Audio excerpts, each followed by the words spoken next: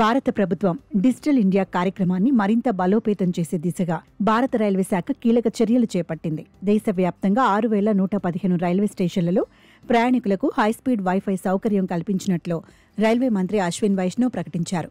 న్యూఢిల్లీ, ముంబై, అహ్మదాబాద్, కాచిగూడ, సికింద్రాబాద్ వంటి ప్రధాన స్టేషన్లతో సహా ఈ సేవలు అందుబాటులో ఉన్నాయి.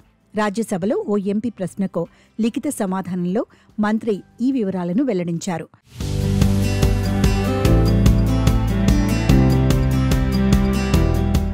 రైల్ వైర్ సహకారంతో అందిస్తున్న ఈ వైఫై సేవలు ప్రయాణికులకు సౌకర్యవంతమైన అనుభవాన్ని అందిస్తాయి.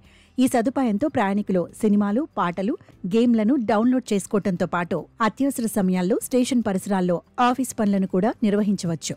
ఈ చర్య డిజిటల్ కనెక్టివిటీని పెంచి ప్రయాణ సౌలభ్యాన్ని మెరుగుపరుస్తుందని మంత్రి తెలిపారు. ప్రయాణికులు ఈ ఉచిత వైఫై సేవను సులభంగా ఉపయోగించుకోవచ్చు.